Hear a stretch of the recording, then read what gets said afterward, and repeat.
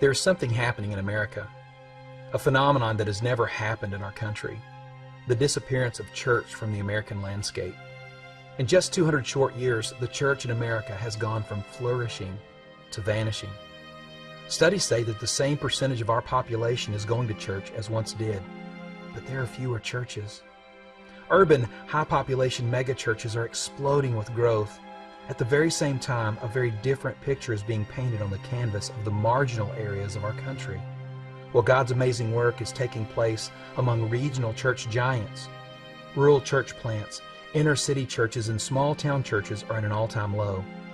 In fact, almost 3,000 churches are disappearing from rural America, while only about 500 are being planted each year. Many of the 500 new plants are based on an outdated church model.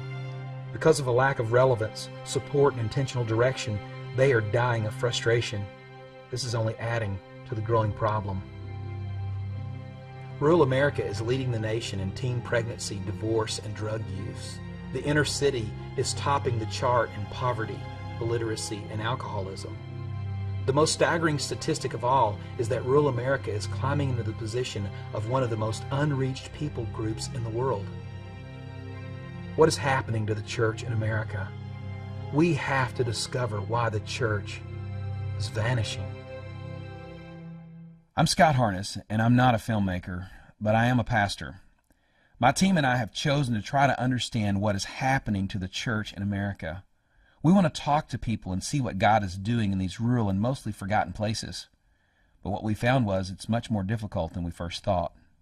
And can we ask some questions? Would you mind being on a video? We'll take just a couple. No, I don't want to be on video. No. Oh, you'd be so perfect. No.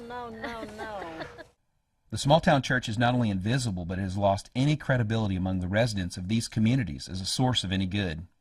Listen to my friend Jack. He's a man we met on the streets of an Arkansas small town. I want to assure you his opinions are shared by many who live in these small communities. You'll be on this side and him looking at me? Yeah. Okay, super. Jack, right? Yeah. In a community like this, do you ever see the church doing anything that benefits this community that you know of? Yeah. What would be something you think the church could do that would help this community?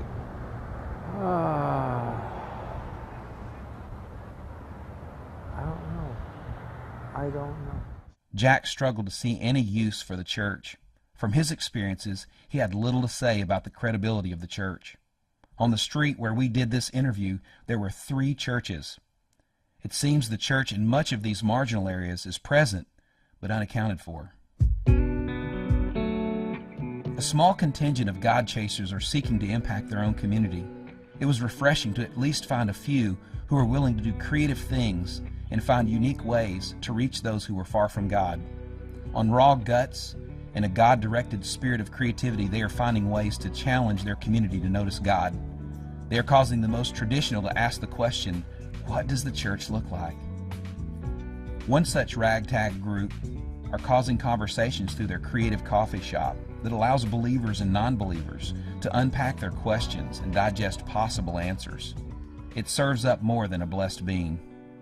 It's a neutral environment. They don't, it's not a, to us this isn't, a church isn't offensive.